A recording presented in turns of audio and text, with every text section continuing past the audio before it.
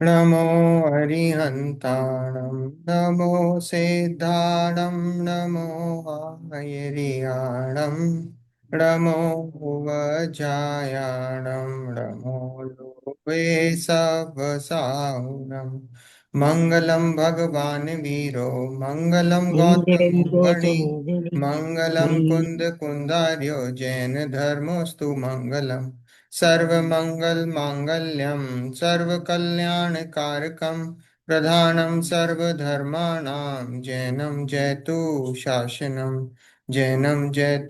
शासनम् नमः श्रीवर्धमानाय निर्धूतकलिलात्मने सलोकानां त्रिलोकानां यद्विद्यादर्पणाय ते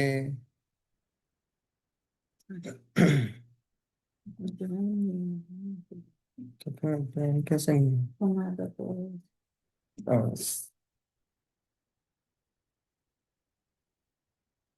ओके। चल, पेज नंबर 10 है ना, 10 है। तो हम लोग यहाँ पे रत्नकरण श्रावकाचार्य जी ग्रंथ उसका स्वाध्याय कर रहे हैं। और हमारा जो स्वाध्याय चल रहा है वो सदा सुखदास जी की टीका। उस सदा सुखदास जी की टीका से चल रहा है। और हमने देखा था कि जो आप्त होते हैं, सबसे पहले तो हमने धर्म का स्वरूप देखा। धर्म क्या है, धर्म क्या करता है। देशयामी समीचीनम धर्मम कर्म निवर्हणम संसार दुख सत्वान यो धरत्युत में सुखे। क्या बोलते हैं कि धर्म की डेफिनेशन क्या है। कि धर्म की डेफिनेशन जो कर्मों का निवारण करे, कर्मों का नाश करे और संसार के दुखों का निवारण करके सुख में पहुंचाए, वो धर्म की डेफिनेशन है सबसे पहली। मंगलाचरण के बाद हमने धर्म की डेफिनेशन देखी। धर्म का स्वरूप क्या है। धर्म का स्वरूप यह है, धर्म का स्वरूप क्या है कि कोई हमसे पूछे धर्म होता क्या है। धर्म की 4 डेफिनेशन इसमें आई हैं। 4 कौन कौन सी डेफिनेशन आई हैं। वस्तु का स्वरूप धर्म है। फिर 10 लक्षण धर्म धर्म है। रत्नत्रय धर्म है। और चौथी दया धर्म है। दया को हमने लिया था भाव हिंसा से जोड़ा था कि जो अहिंसा है, जो भाव हिंसा है, जो भाव हिंसा नहीं होना उसका नाम धर्म है। तो मतलब जो राग द्वेष के परिणाम होना, वो ना होना, उसका नाम धर्म है। ऐसी 4 डेफिनेशन, 4 परिभाषाएं आई हैं। वहाँ का स्वभाव है उसका, हाँ, वस्तु का स्वरूप, हाँ, क्षमा आदि 10 भाव है। वो 10 क्या है, 10 लक्षण वो क्या है, धर्मी तो है। लक्षण क्या है, वो आत्मा के लक्षण है, वो भी धर्म है। रत्नत्रय सम्यक दर्शन, सम्यक ज्ञान, सम्यक चारित्र, वो भी धर्म है। रत्नत्रय भी क्या, मोक्ष मार्ग, वो धर्म है। और फिर अहिंसा बताया, अहिंसा परमो धर्म, अहिंसा भी धर्म है। तो अहिंसा धर्म कैसे है कि अहिंसा मतलब वो दया धर्म है। दया धर्म आया था, दया मतलब अहिंसा, अहिंसा मतलब राग द्वेष ना होना, उसका नाम वो धर्म है। ठीक है, धर्म की परिभाषा से शुरू करा हमने। फिर धर्म की परिभाषा से शुरू करके हम कहाँ पहुंचे कि सदृष्टि ज्ञान वृत्तानि धर्मम धर्मेश्वरा विदु। मतलब जो धर्म के ईश्वर हैं उन्होंने क्या बताया कि सम्यक दर्शन, सम्यक ज्ञान, सम्यक चारित्र है, वही धर्म है। वही धर्म है। फिर सम्यक दर्शन की डेफिनेशन आई कि भाई सम्यक दर्शन की क्या डेफिनेशन है। आप तागम तपोभ्रताम मतलब जो देवशास्त्र गुरु हैं, उनका सच्चा श्रद्धान, उसका नाम सम्यक दर्शन बताया। हम्म सम्यक दर्शन की डेफिनेशन। फिर उसके बाद आप्त की डेफिनेशन आई कि भाई आप्त कौन होते हैं। आप्त मतलब अरिहंत। अरिहंत की डेफिनेशन बताई कि आप्तेनो छिन्न दोषेण जो वितरागी सर्वज्ञ और हितोपदेशी हो। सर्वज्ञ सर्वज्ञ नाग मेशिना। तो क्या बताया, सर्वज्ञ हैं और आगम के ईश्वर हैं, सब आगम को जानने वाले हैं। तो वो बताया, वो डेफिनेशन आई। आप्त की डेफिनेशन आई। आप्त क्या होते हैं, जो वीतरागी सर्वज्ञ और हितोपदेशी हो। वो आप्त इधर हितोपदेशी पने को मुख्य करके बताया है, हितोपदेशी होने चाहिए। फिर उसके बाद दोषों से रहित, 18 प्रकार के दोषों से, आप्तेनो छिन्न दोषेण, वो आया। फिर हाँ, क्षुत पिपासा, जरातंक, वो है ना, अपन ने क्या जन्म जरा त्रिखा शुदा विस्मय आरत खेद। रोग रोग शोक रोग मद रोग शोक मद मोह भय निद्रा चिंता स्वेद राग द्वेष और मरण जुत ये अष्टादश दोष नाही होत अरंत के सो छवि लायक मोश। ऐसे 18 दोष आए हैं, 18 दोषों से रहित। अब ये पूरा रिवीजन हो गया ये यहाँ तक का जो अभी तक हमने पढ़ा है। 18 दोषों से रहित होते हैं आप तक। अब उसमें सबसे पहला दोष आया क्षुत। क्षुत मतलब भूख। भूख की, अभी भूख की चर्चा चल रही है। तो वहाँ श्वेतांबर मत परिकल्पना से हमने भूख की डेफिनेशन, भूख के ऊपर बता रहे हैं कि जो कबला आहार होता है, क्योंकि हमारे में भी बताया भगवान को आहार होता है, और उन्होंने भी बताया श्वेतांबर परंपरा में भी बताया भगवान को आहार होता है। पर दोनों की आहार की डेफिनेशन अलग है। हमने बताया क्या दिगंबर परंपरा में कि 9 कर्मों का आहार होता है, और श्वेतांबर परंपरा में क्या बताया, कबला आहार होता है। कौर ग्रास बनाकर जो आहार करते हैं वो कबला आहार, वो बताया गया है। तो ऐसे अब उन्होंने यहाँ पे, अब इतनी चर्चा अपनी कबला आहार की चल रही है, कितने अभी जो पिछले 3-4 सेशन से कबला आहार की ही चर्चा चल रही है कि जो भगवान होते हैं वो ऐसे कबला आहार नहीं करते हैं। कौर बना के जो खाते हैं वो कबला आहार होता है। जैसे हम खाते हैं हमें कबला आहार बोला जाता है, हम कबला आहार करते हैं। मनुष्य हैं, त्रियंच हैं, वो कैसे हैं, वो कबलाहार करते हैं। तो कबलाहार करते हैं तो वो ऐसा भगवान को कबलाहार नहीं होता है। 9 कर्मों का आहार होता है वो हम मानते हैं, पर कबलाहार हम नहीं मानते हैं। ये अभी इसकी चर्चा हमारी चल रही है। आगे बढ़ते हैं हम। Page number page number 10। Page number 10 है शुदा समान वेदना। यहाँ से पढ़ना ना। हाँ। क्षुधा समान वेदना जगत में अन्य नहीं है। क्षुधा मतलब भूख। भूख के समान वेदना। भूख अच्छी चीज है कि बुरी चीज है? भूख लगना अच्छी चीज है कि बुरी चीज है? बुरी। हाँ, बुरी चीज है। भूख लगे तो कोई अच्छी बात है क्या? हम तो भूख बढ़ाने की दवाई देते हैं। देते कि नहीं, बच्चों को देते कि नहीं भूख बढ़ाने की दवाई? क्या मानते हैं, भूख लगना अच्छी चीज है कि बुरी चीज है? तो अच्छी मानते हैं।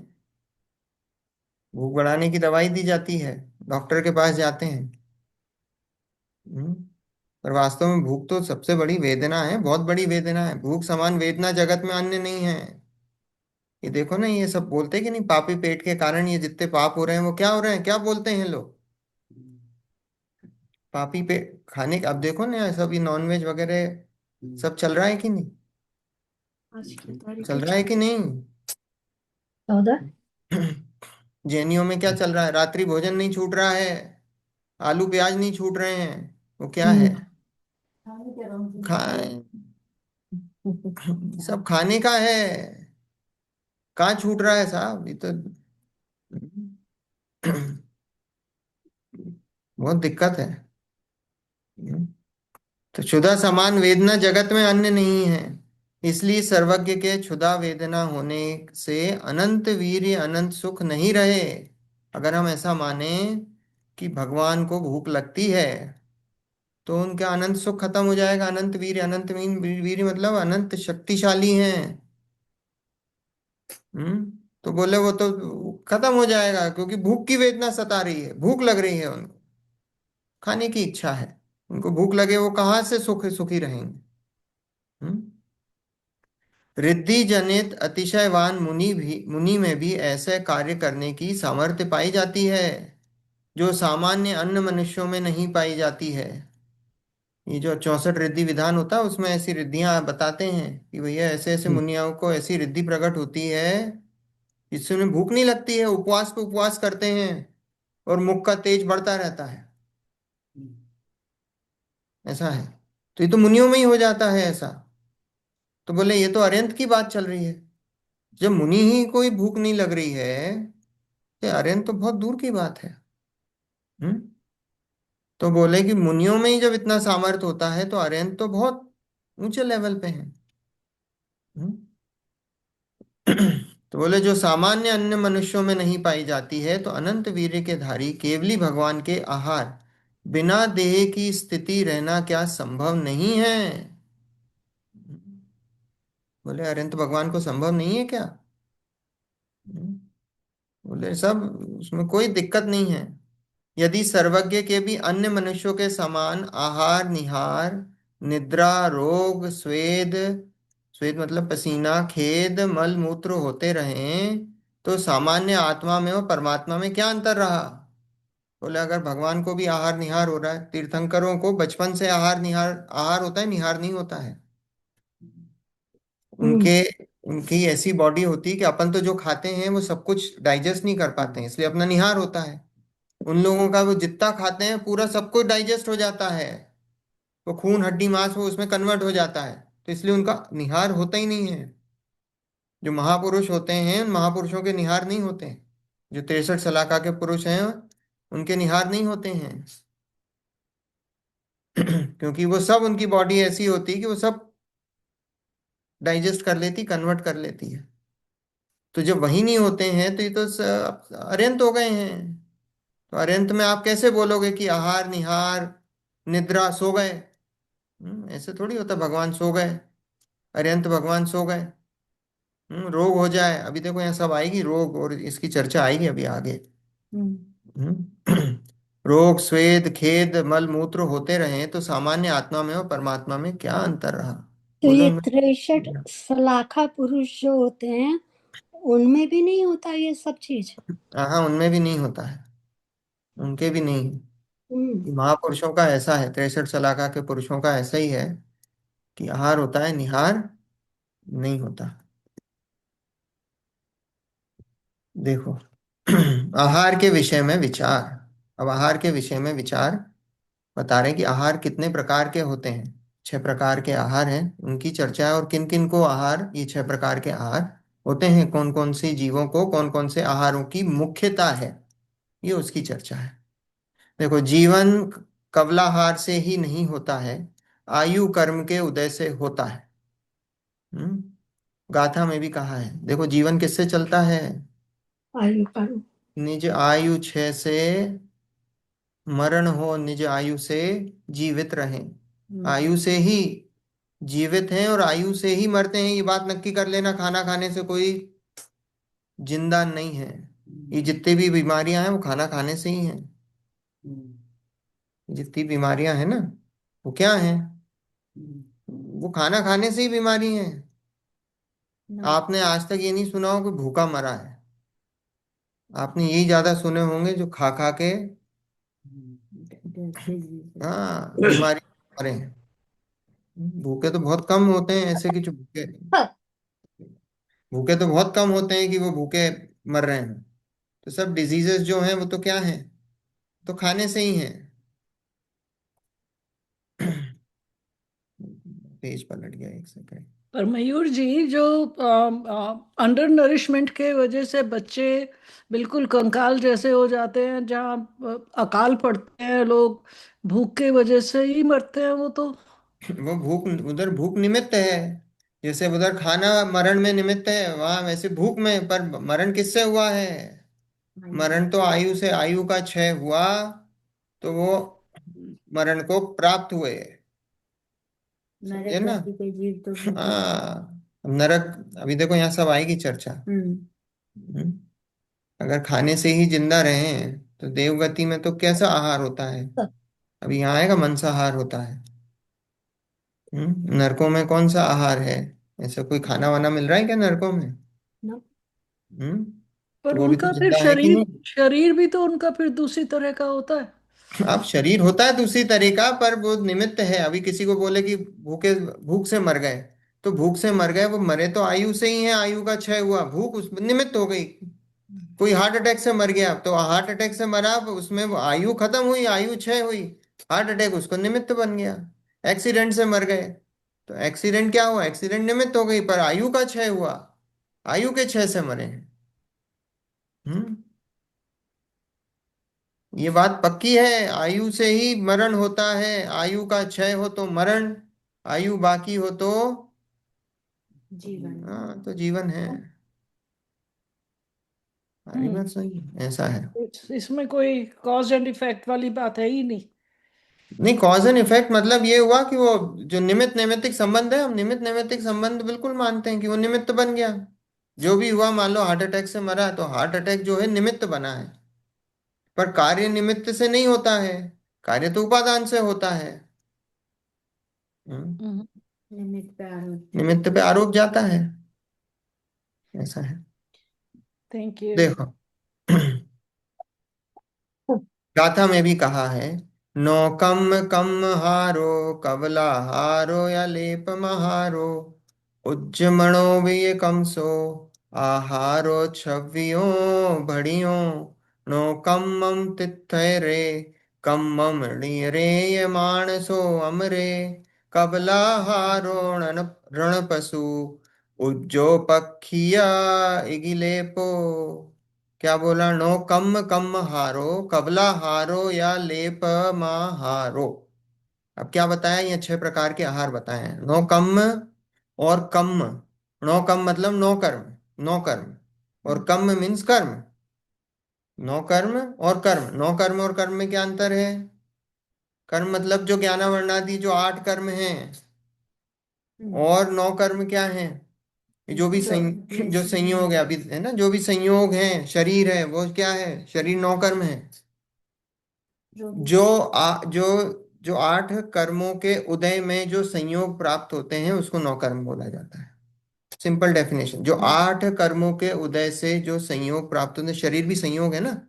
तो ये शरीर कैसे है कि भाई, नौ, ये जो नाम कर्म के उदय से ये शरीर मिला है, तो ये शरीर नाम कर्म के उदय से मिला है, तो वो क्या है?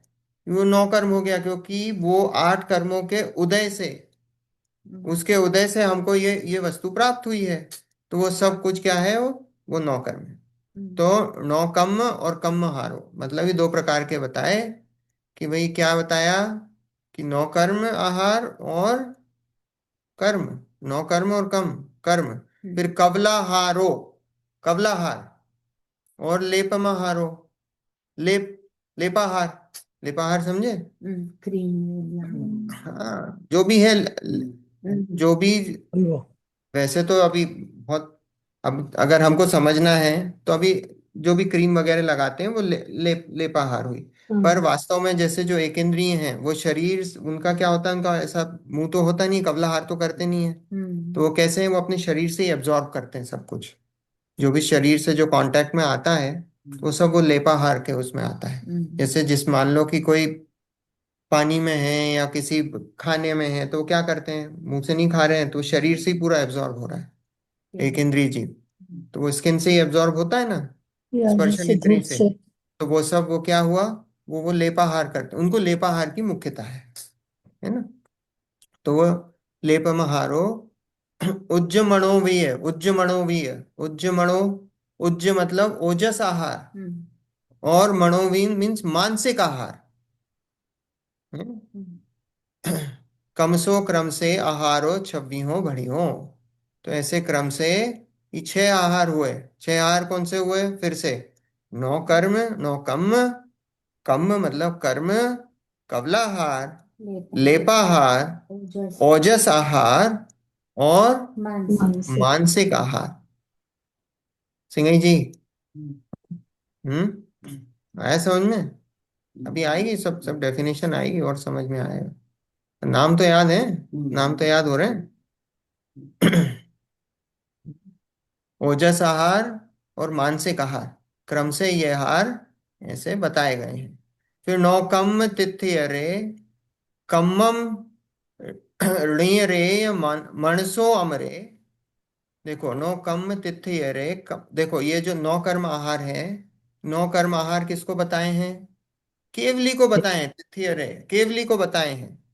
और जो कर्म आहार है, वो कर्म आहार किसको बताए हैं?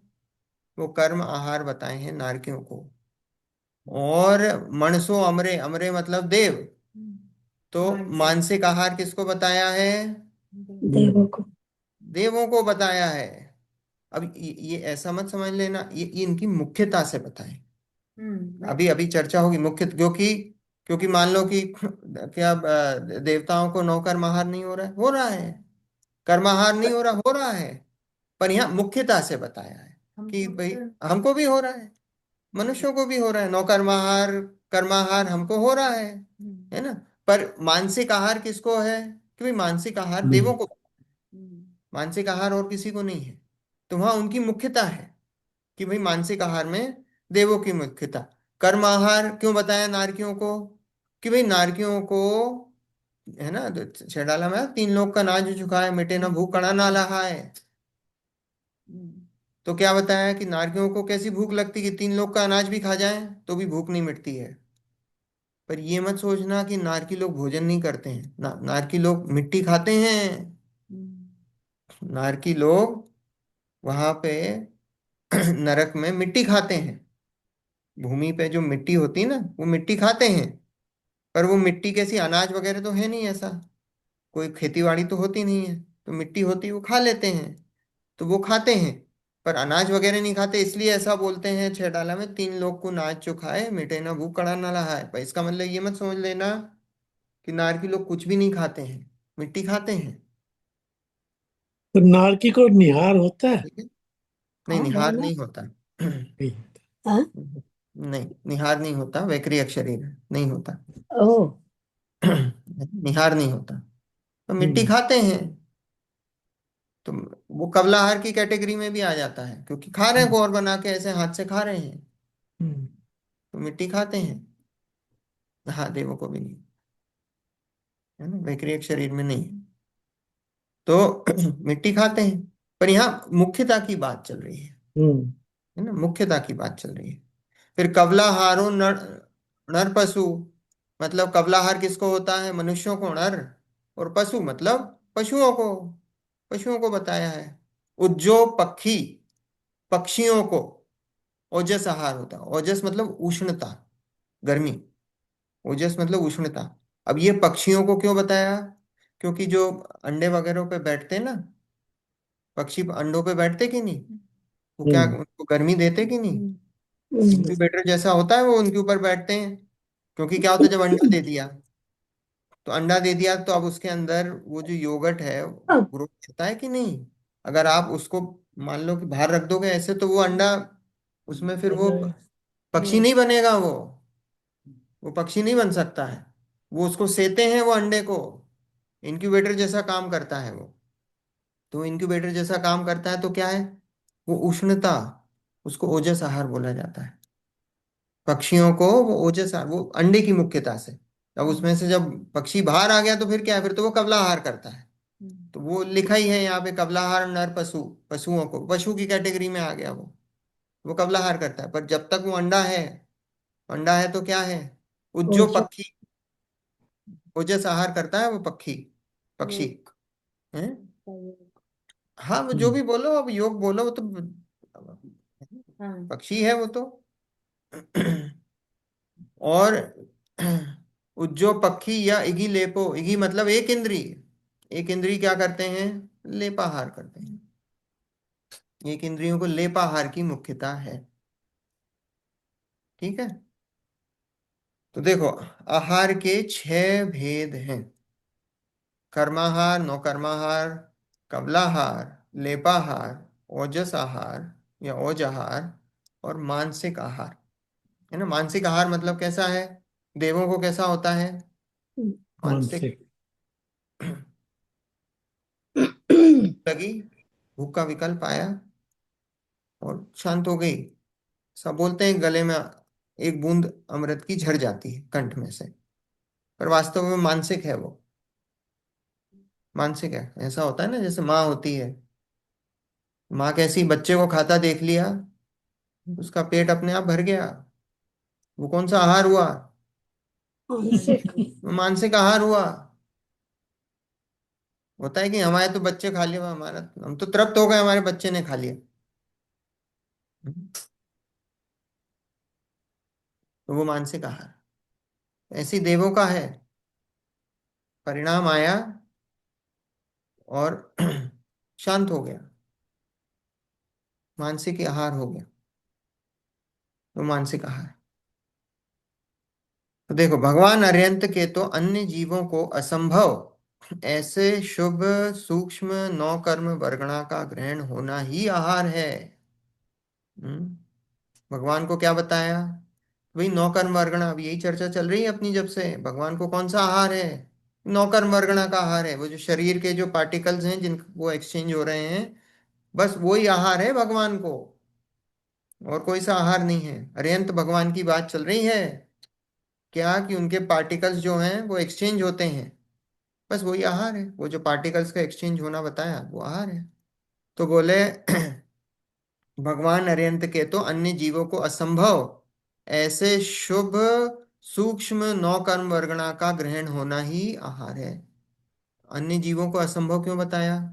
क्योंकि उनको भगवान के कैसे, जो जो अभी आया था देखो, आप भक्तांबर में अपन ने पढ़ा था, कि भक्तांबर में क्या पढ़ा था, कि भगवान का शरीर कैसा है, कि वो जो शरीर है, जो इस संसार के जो बेस्ट पुद्गल परमाणु है ना, बेस्ट, हम्म। वो बेस्ट पुद्गल परमाणुओं से उनका शरीर बना है।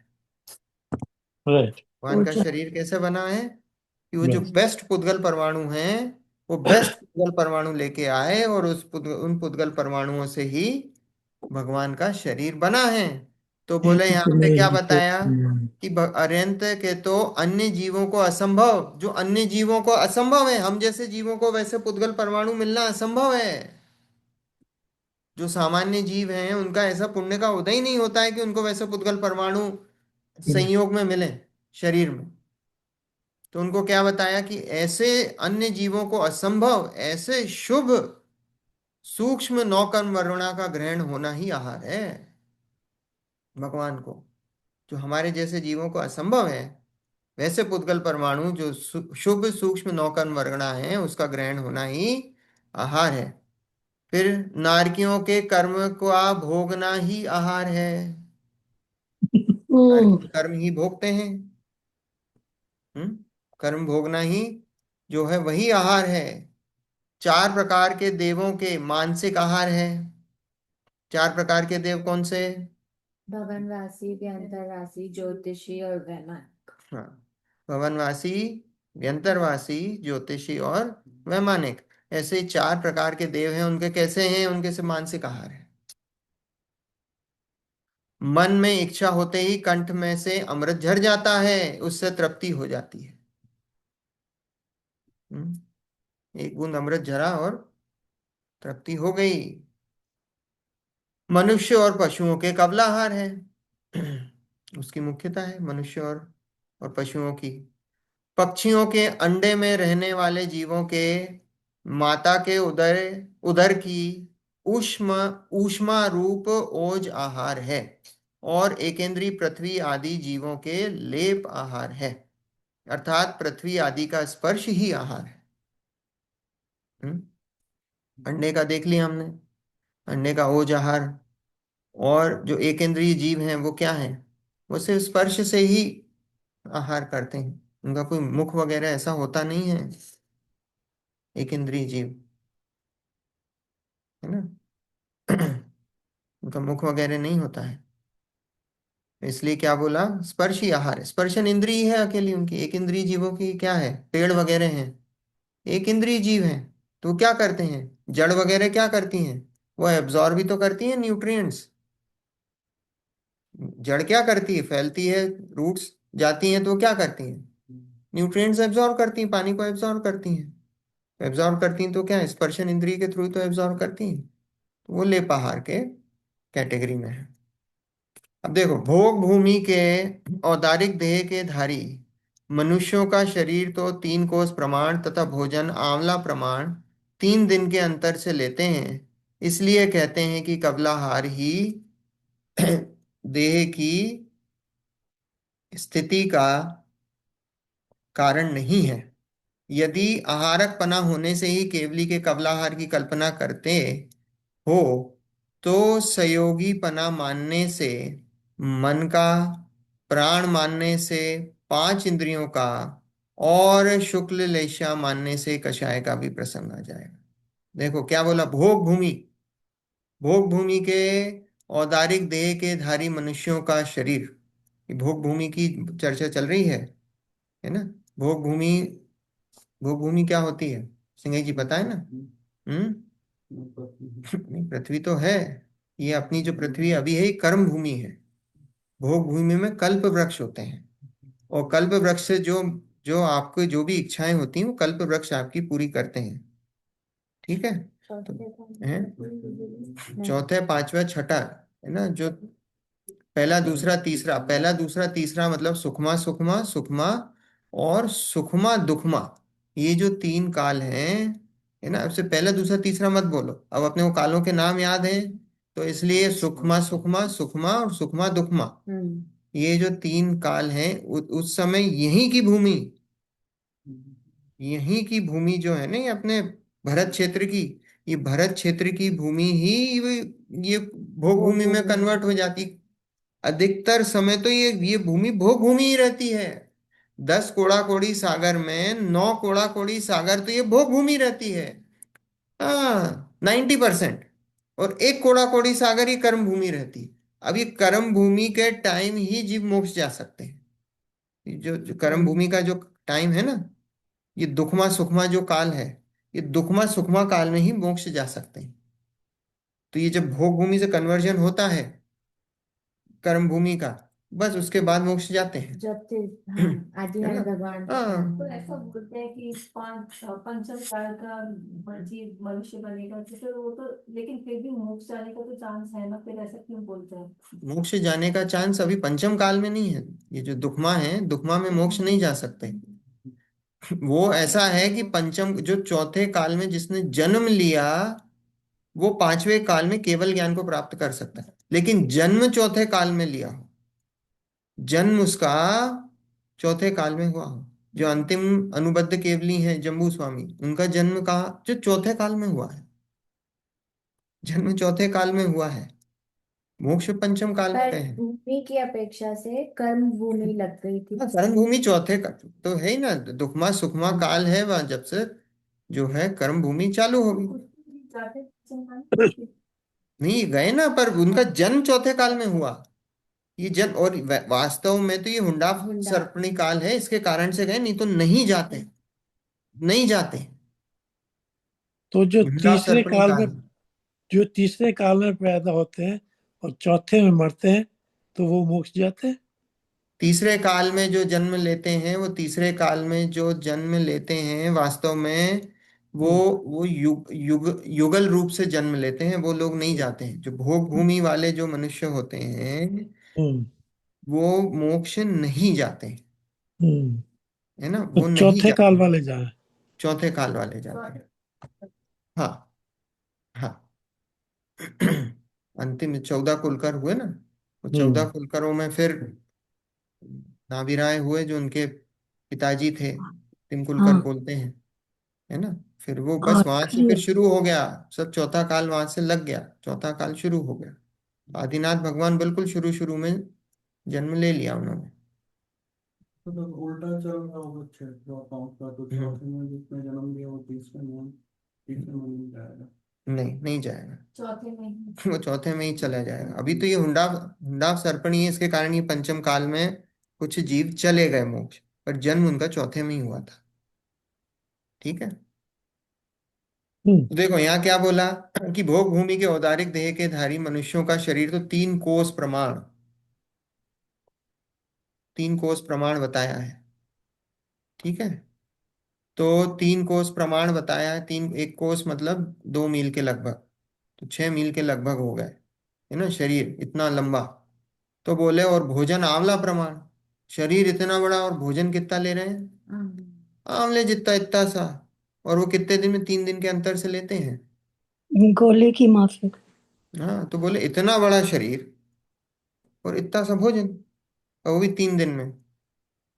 तो इसलिए कहते हैं कि कबलाहार ही देह की स्थिति का कारण नहीं है। तो बोले अकेले कबलाहार से ही देह की स्थिति नहीं बन रही, क्योंकि वो इतने बड़े बड़े शरीर वाले वो आंवले जितना भोजन कर रहे हैं, तो बोले कि वो उससे बोले भोजन नहीं है, है ना।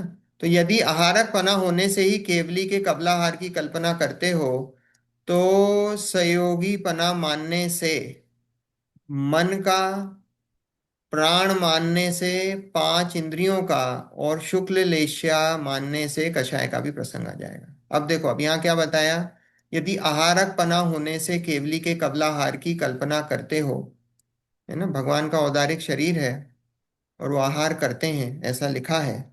और बोले आप ऐसी केवली के भगवान की कल्पना करते हो कबलाहार की। तो देखो अब यहाँ ध्यान से सुनना, सहयोगीपना, सहयोगीपना मतलब 13वां गुण स्थान।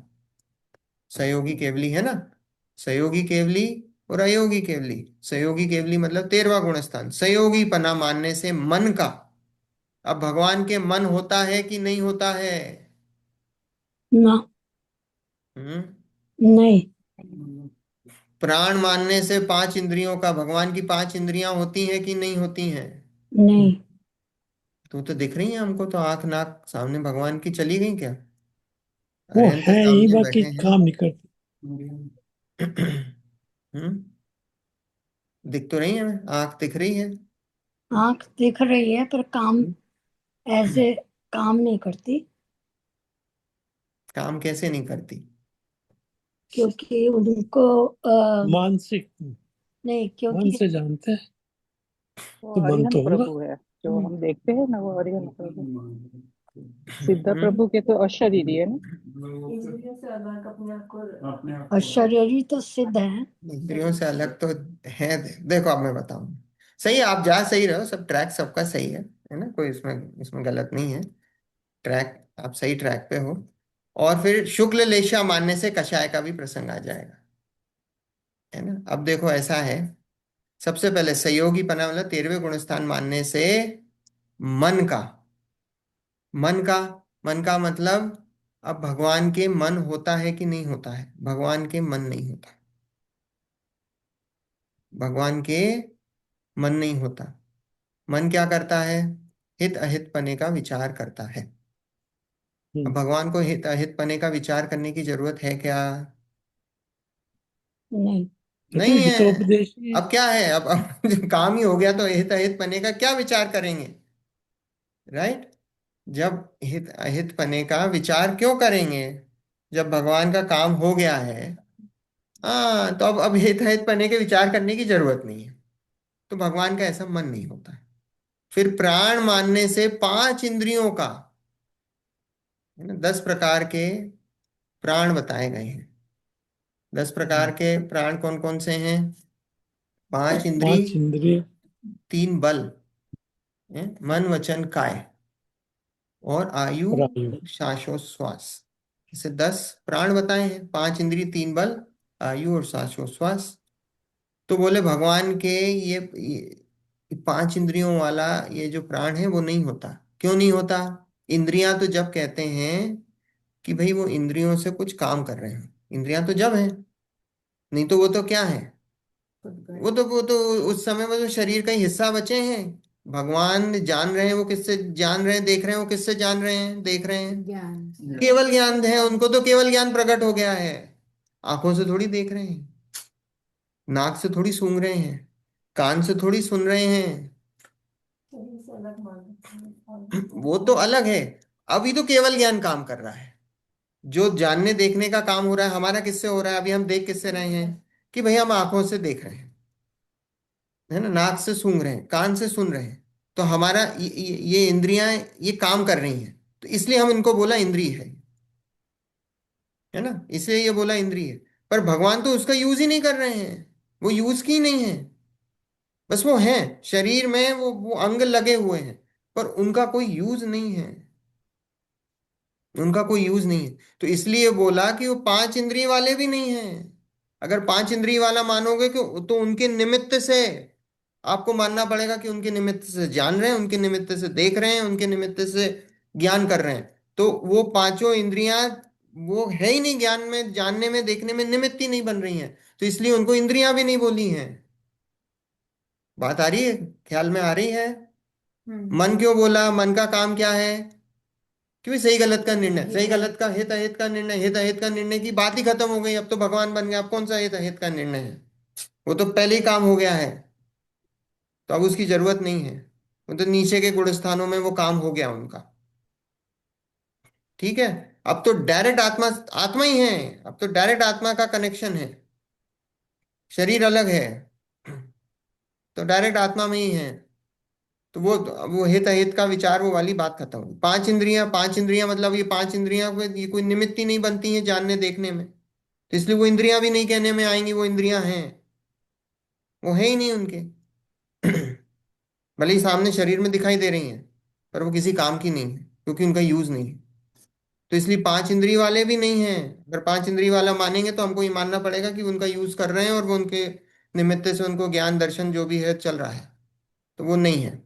और शुक्ल लेश्या मानने से कषाय का भी प्रसंग आ जाएगा। 6 प्रकार की लेश्याएं हैं। लेश्या की डेफिनेशन, कषाय से अनुरंजित योगों की प्रवृत्ति, उसका नाम लेश्या। बहुत बहुत सिंपल टर्म में मैं बताऊं, लेश्या मतलब समझ लो जो परिणामों, जो परिणाम चलते हैं बहुत, अब ये वास्तव में वो है नहीं, पर अभी समझने के लिए, क्योंकि लेश्या अपना वो नहीं चल रहा है विषय, अभी 1 घंटा लेश्या पे चलेगा नहीं तो, है ना। परिणामों में जो तीव्रता मंदता होती है ना, कषायों की जो तीव्रता मंदता, वो हम लेश्या से मेजरमेंट करते हैं। है वो हम उससे लेशा से मेजरमेंट कर रहे हैं, है ना, क्योंकि क्या है डेफिनेशन, कषायों से अनुरंजित योगों की प्रवृत्ति। वास्तव में तो योग की प्रवृत्ति है, और वो कषाय से अनुरंजित, कषाय के उससे हम मेजर करते हैं उस योग की प्रवृत्ति को। पर अभी सिंपल लेमैन टर्म में अब ये समझ लो कि परिणामों की तीव्रता मंद, कषायों की तीव्रता मंदता। तो कषायों की तीव्रता, तो वो जो तीव्र जो कषाय हैं, जिसको हम बोलते हैं कृष्ण नील कापोत, है ना, कृष्ण नील कापोत, जो कृष्ण है वो, कृष्ण मतलब हाईएस्ट है, वो गंदी काली, है ना, नील नीली, फिर कापोत, फिर पीत, फिर पद्म, और शुक्ल, शुक्ल लेशा सबसे मंद कषाय वाला परिणाम, है ना। कृष्ण नील कापोत पीत पद्म शुक्ल, वो जो शुक्ल लेशा है, वो बोले शुक्ल लेशा भी मानना पड़ी, तो भगवान को शुक्ल लेशा है क्या? भगवान को किसी प्रकार की लेशा नहीं है। ये व्यवहार में ऐसा बोल दिया जाता है कि शुक्ल लेशा में है, पर किसी भी प्रकार की कोई भी कषाय का परिणाम ही नहीं है, तो लेशा कहां से आएंगी? कषायों का तो नाश हो गया है, खत्म हो गई हैं। 10वें गुणस्थान के बाद ही कषाय खत्म हो गई हैं। ये तो 13वें गुणस्थान की बात चल रही है, 10वें गुणस्थान के बाद ही खत्म हो गया है। तो बोले कि वहां पे फिर शुक्ल लेशा मानने का भी प्रसंग आ जाएगा। अगर आप ऐसा मानो तो शुक्ल लेशा भी नहीं है भगवान की। ये सब किसके बात चल रही? कवलाहार की बात चल रही है, कवलाहार की बात चल रही है, ठीक है। तो बोले उसके प्रसंग में ऐसी ऐसी चीजें हमको माननी पड़ेंगी। तो बोले वो बात सही नहीं है, ठीक है। इतनी बात आई समझ में? शुरुआत किससे करी कि भाई भोग भूमि का मनुष्य है, वो इतना इतना बड़ा होता है और वो आंवले के समान आहार करता है 3 दिन में। आप क्या बात कर रहे हो? बोले इतने दिन भूखे भी रह जाएं तो कोई फर्क नहीं पड़ने वाला देह को। खाने से ही वो नहीं चलता है। और बोले आहारक पना मानते हो तो फिर हमें और दूसरी चीजें भी माननी पड़ेंगी। आहारक पना मानोगे तो मन के साथ भी मानना पड़ेगा, प्राण के साथ भी मानना पड़ेगा, शुक्ल लेशा भी मानना पड़ेगा, वो सारी चीजें मानना पड़ेंगी। तो बोले वो नहीं है। वो कवलाहार के साथ बोले ये कल्पना करते हो, आहारक पना मानते हो, तो उसके संयोगी पना में ऐसी ये सब माननी पड़ेगी, क्योंकि ये सब बातें आती। सामने शरीर दिख रहा है, मनुष्य का शरीर दिख रहा है, तो मनुष्य का शरीर दिख रहा है तो बोले मन भी होता है, 5 इंद्रियां भी दिख रही हैं। तो 5 इंद्रियां दिख रही तो इंद्रियों से ज्ञान भी मानना पड़ेगा। अकेला आप शरीर को चलाने के लिए आहार ही क्यों ऐसा करते हो? तो 5 इंद्रियां भी दिख रही हैं, मन भी दिख रहा है, और जिनवाणी में लिखा है शुक्ल लेशा भी होती है, ये भी मानना पड़ेगा। तो बोले ऐसा नहीं है कि हर चीज ऐसी की ऐसी जो आपको सामने दिख रही है वो ऐसी की ऐसी मान लो, ऐसा नहीं है। इंद्रियां दिख रही हैं, मन दिख रहा है, तो इसका मतलब ये नहीं कि मन और इंद्रियां होती हैं। वो मन इंद्रियां दिखाई दे रही पर है नहीं, वो उनका कोई यूज नहीं है, वो सिर्फ दिख रही हैं आपको सामने। तो में जब उसकी डेली देखती है तो आई मीन दैट उसको आप हित के उसमें कैटेगरी में नहीं डालोगे, हितोपदेश की कैटेगरी। हितोपदेश है ना, हितोपदेश की लेकिन कैटेगरी तब में तो है, तब तो लाइक एट बिना दैट कोई पॉइंट कोई परिणाम नहीं है। भगवान जो वाणी खिर रही है उस समय, ओमकार रूप ध्वनि, तो उसको जान रहे हैं। वाणी अपने आप खिर रही है, मुंह नहीं खुल रहा है। नहीं आई नो पूरे शरीर से, पूरे शरीर से ओमकार ध्वनि निकलती है। और फिर वहां क्या होते हैं? वहां देव होते हैं, वो देव उसको ट्रांसलेट करते हैं अलग अलग भाषाओं में। नॉट अवेयर सो नहीं, भगवान अवेयरनेस है, अवेयरनेस खत्म हो जाए तो जड़ बना हो जाएगा। पर वो अवेयर होके किसी को रिस्पॉन्स नहीं दे रहे, ऐसा कुछ रहे क्या आप? मतलब हाँ। मन नहीं है उनका। अरे अवेयर ज्ञान से जान रहे हैं ना, ज्ञान से है मुंह ना, ज्ञान है। कैसा नीला हो गया। है ना, ज्ञान है। देखो मन भी क्या है, कैसे हो गया? मन भी क्या है, जैसे मन भी जैसे एक प्रकार का ज्ञान है। मन भी क्या, आत्मा की वो शक्ति, एक तो द्रव्य मन है और एक भाव मन है। आत्मा की वो शक्ति जिससे आप हित अहित का विचार कर सको, वो मन है। मन क्या है, वो आत्मा की शक्ति है। वो कोई पुद्गल का, वो कोई ऐसा थोड़ी मन हमारा जो जो हम बताते हैं कमल के समान पंखुड़ियों का हृदय के बीच में विराजमान है, वो तो द्रव्य मन है। पर वास्तव में भाव मन क्या है, आत्मा की वो शक्ति है। और आत्मा की कौन सी शक्ति, वो ज्ञान है, जो हित अहित का विचार कर सके। वो ज्ञान वो ज्ञान की ही पर्याय है। वो है क्या, मन। वो ऐसी शक्ति है जिसको बोला कि वो हित अहित का विचार कर सके। और उसका निमित्त नैमित्तिक संबंध है कि जब जिस जीव का द्रव्य मन होगा उसी समय वो शक्ति प्रकट होती है, वो आत्मा की। वो निमित्त नैमित्तिक संबंध है।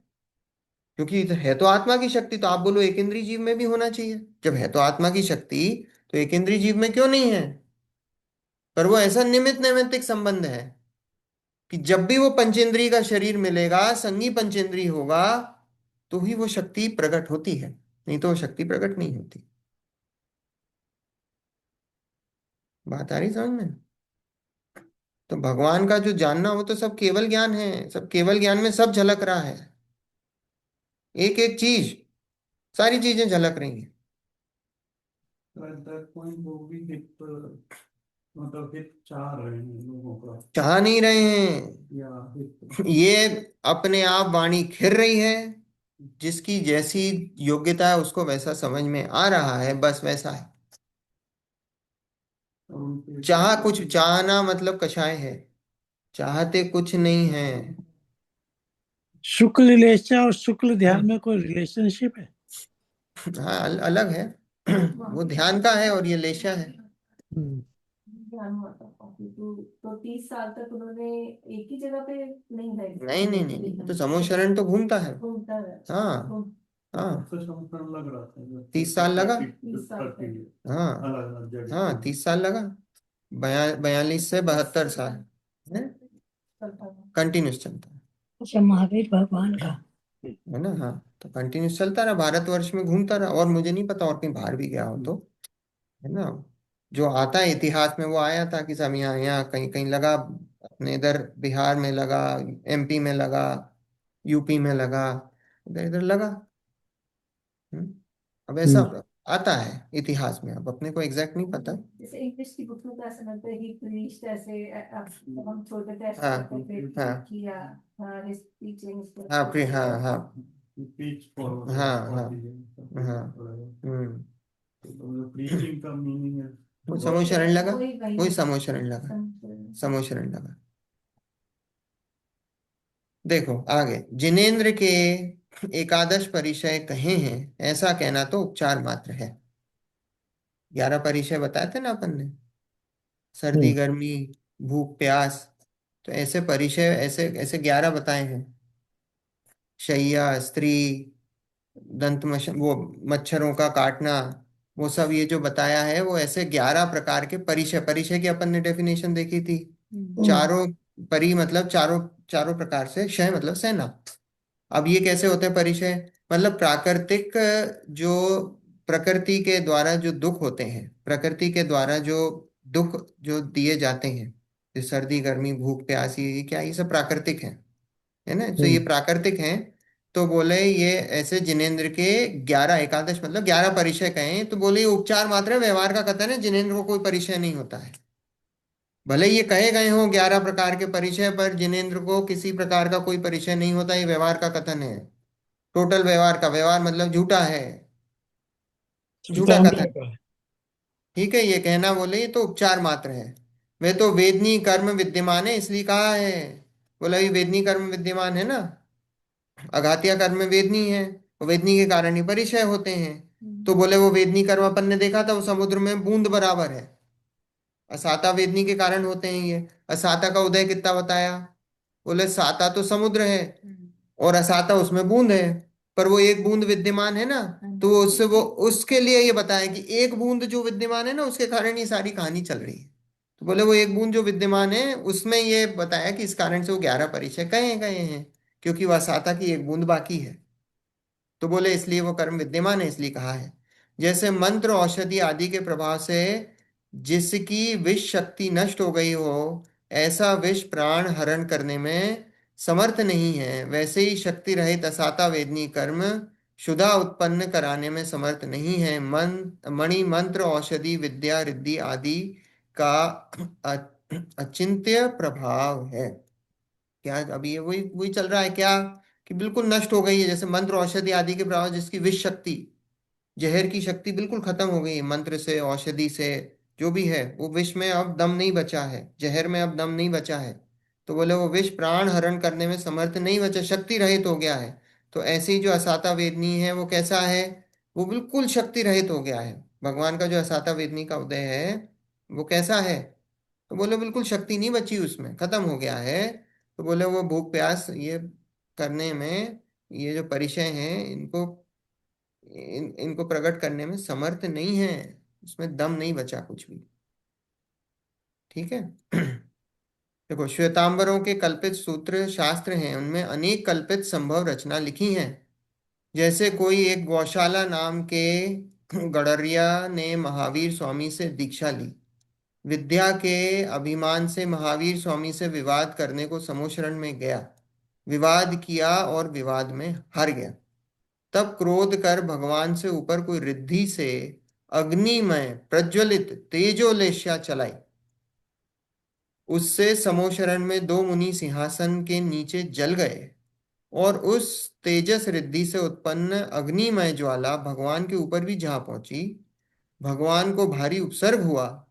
उस अग्नि की ऊष्मा से भगवान को खूनी आंव वाला पेचिस रोग हो गया, जो 6 महीने तक रहा। बाद में केवल ज्ञान से जानकर शिष्य को कहकर सेठ के घर से किसी पक्षी के जीव का पका मांस मंगाकर खाया, तब रोग मिटा। फिर बोले, मैंने ऐसे कुपात्र को बिना समझे दीक्षा दे दी। इस प्रकार अवर्णवाद लिखे हैं। ये तो पहली बार पढ़ा है देखो ऐसा। क्या लिखा है, पढ़ा आपने। अब ये अब ये दूसरी चीज पे आ गया है। अब अभी क्षुधा पे नहीं है, भूख प्यास पे नहीं बचा है ना। अब ये क्या अवर्णवाद। है, अब ये तो रोग हो गया उनको। भगवान को रोग नहीं होता, अब यहाँ रोग हो गया। क्या बोला, कि भाई उनने तो किसी फिर को, महावीर भगवान ने समोशरण में गया, विवाद किया और विवाद में हार गया वो। पहले तो महावीर भगवान से दीक्षा ली, है ना, लिखा ना महावीर स्वामी से दीक्षा ली, और फिर विद्या के अभिमान से महावीर स्वामी से ही समोशरण में विवाद। समोशरण में ऐसा होता है कि जो भी जीव जाता है ना, वो उसका परिणाम ही खत्म हो जाता है। ऐसा है समोशरण का वातावरण ही ऐसा। जैसे आपने राम कहानी सुनी होगी, राम कहानी में रावण है, और वो सीता को मनाने बहुत प्रयत्न करा, सीता को मनाने का बहुत बहुत प्रयत्न करा रावण ने, ना, रोज जाते मनाते, हो सीता मानती नहीं थी। तो उनकी जो पटरानी थी मंदोदरी, मंदोदरी ने एक दिन आके, वो देखती थी रोज रावण को परेशान, तो मंदोदरी ने रावण से बोला कि मैं आपको एक बात बताती हूँ, आप ये काम करके देखो, आपका काम हो जाए। बोला अच्छा क्या। तो बोले आप रोज जाते हो, तो आप एक काम क्यों नहीं करते हो, वो तो दिन भर राम राम का नाम जपती हैं, तो आप राम का ही रूप बना के क्यों नहीं जाते हो, है ना। उनके पास तो क्या थी, बहुरूपणी विद्या थी, किसी का भी रूप धर सकते थे, विद्याधर राजा थे ना, तो रूप धर सकते थे, विद्या सिद्ध कर रखी थी, बहुरूपणी विद्या, उससे रूप धारण कर सकते थे, प्रति नारायण थे। तो रावण बोलते हैं मंदोदरी से, तुम क्या सोच रही हो कि मैंने अभी तक ये करा नहीं होगा क्या। कहने लगे कि मैंने जब भी राम का रूप धारण करा, मैं सीता के पास गया, तो मेरे अंदर जो परिणाम विषय कषाय के थे, जो कामासक्त परिणाम थे, वो कामासक्त परिणाम वहां खत्म हो गए। जैसे ही मैं राम का रूप धारण करने पर ही कहने लगे, जो परिणाम मेरे जो अंदर जो परिणाम थे, वो काम वासना के परिणाम, वो काम वासना के परिणाम खत्म हो गए राम का रूप धारण करते ही। तो क्या बता रहे हैं इधर कि जब वो रूप धारण करने से उनके परिणाम, उस जीव के परिणाम वैसे नहीं रहे, तो इधर तो आप जब भगवान के समूह शरण में जाते हो तो भगवान के समूह शरण में क्या होता है कि भगवान के समूह शरण में जाते हो तो आपने देखा होगा, पिक्चरें बनी हुई हैं, गाय और शेर एक साथ बैठे होते हैं, जबकि गाय और शेर कैसे हैं, वास्तव में दो दुश्मन है। मतलब गाय तो नहीं बेचा, वो शेर कैसा है, वो गाय पे झपट्टा मारता है।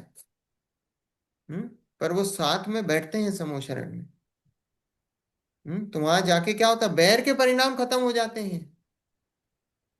गौतम स्वामी का क्या हुआ, मानस स्तंभ देखा और सब अभिमान खत्म हो गया। हम्म, तो समूह शरण में विवाद नहीं होता।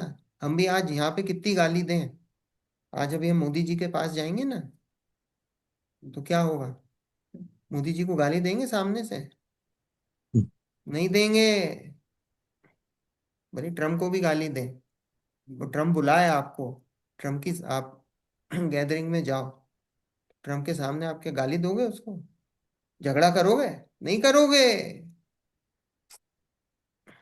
तो यहाँ तो बोले ये तो बैठता ही नहीं है बात, कि बोले दीक्षा ली और फिर विद्या के अभिमान से उन्हीं से ही विवाद कर लिया समूह शरण में, भगवान से ही विवाद कर लिया, और बोले विवाद में हार गया। तो भगवान के ऊपर कोई वो चला दी उनने, तेजोलेश्या शरीर होता है, तेजस शरीर होता है, मुझे कोई लेश्या चलाई होगी, जो भी है अग्निमय तेजस शरीर का ही, अशुभ तेजस जो भी है, जो भी चलाई हो। हाँ विवाद, भगवान कुछ से विवाद करते, वहां कोई विवाद होता ही नहीं है। वहां कोई भगवान किसी से विवाद करते ही नहीं है। हाँ, अरे मुनि दीक्षा तो भगवान केवली विवाद करते ही नहीं है, केवली कुछ बोलते ही नहीं है। वो तो ओमकार ध्वनि घेरती है अपने आप में, कोई विवाद थोड़ी कर, तुम गाली भी देते रहो तो वो थोड़ी उनको कोई फर्क पड़ रहा है, विवाद थोड़ी करते हैं। तो बोले पहली बात तो विवाद करा, समूह शरण में गया, उनके परिणाम खराब हुए, फिर उसके बाद विवाद भी कर लिया, विवाद करने के बाद तेजोलेश्या भी चला दी। यहाँ एक है। तेजोलेश्या चलाने के बाद दो मुनि थे, वो जल के मर गए बेचारे, हैं उनके सिंहासन के नीचे। हम्म और फिर उसके बाद भगवान को रोग हो गया। हाँ, और फिर 6 महीने बाद रोग से परेशान होते रहे। आप सोचो, केवल अगर आप देखो कितना विरोधाभास है, केवल ज्ञान में एक एक ही समय में तीन लोग की, तीनों भूत भविष्य वर्तमान की सारी पर्याय साफ साफ दिख रही। अगर कोई मान लो बीमारी भी हुई है तो 6 महीने लगे उनको भी केवल ज्ञान से फाइंड आउट करने में कि ये इस रोग का ये इलाज है। 6 महीने लगे, तो केवल ज्ञान में तो हर समय दिख रहा है। तो 6 महीने, और 6 महीने बाद क्या करा कि भाई पक्षी का मांस अपने यहाँ तो बोलने में ही अपने को है, बोल भी नहीं सकते हैं, बोले जीव का पक्का मांस मंगाकर खाया तब रोग मिटा। हम्म फिर बोले मैंने ऐसे कुपात्रों को बिना समझे दीक्षा दे दी। इस प्रकार अवर्णवाद लिखा, ये अवर्णवाद है ना, ये केवली का अवर्णवाद, ये जो है ना देवशास गुरु का अवर्णवाद, ये अगर करते हो तो निगोद, निगोद ये है दर्शन मोहिनी, 70 कोड़ा कोड़ी सागर पुष्ट होता है, निगोद जाने का ये है ये परिणाम, ये केवली का वर्णवाद ऐसे। हम्म। मतलब ये तो लॉजिकली सही नहीं लग रहा है, सही बिल्कुल नहीं लग रहा है किसी भी एंगल, सारी चीजों में हमको विरोधाभास है इसमें तो, हर चीज में विरोधाभास है। हम्म, पर ऐसी मान्यता है। समय हो गया, अभी और भी चर्चा चलेगी, एक दो पेज और है मेरे ख्याल से इसमें, एक दो पेज चर्चा चलेगी ना, क्योंकि अभी भूख वो कबलाहार की तो हाँ 2-3 पेज और है, तो मूर्ति पूजा के विषय में भी है ना, तो उसकी भी चर्चा चलेगी। तो है अभी तो 1-2 हफ्ते चलेगी अभी और। तो बहुत लंबा है। हाँ पर आपको नई कोई नई बात भी पता पड़ रही है ना, हमने कभी ऐसी नहीं, ऐसी ऐसी ऐसी बातें हैं जो अपने को पचाना ही मुश्किल लग रही है ना। चलो कर लिया आप लोगों ने, मार्क कर ली, ठीक। चलो चलो। जिन्होंने निज निधि निज में बताए, पीछे वो रखी है ना यह जिसमें फैन अनंत पड़े हैं। उपकार है उसके लिए जिन वाणी माँ को वंदना शत बार है, वंदना वंदना शत शत बार बार है, है, वंदना वंदना शत शत बार बार है। है। नौ बार नमोकार में।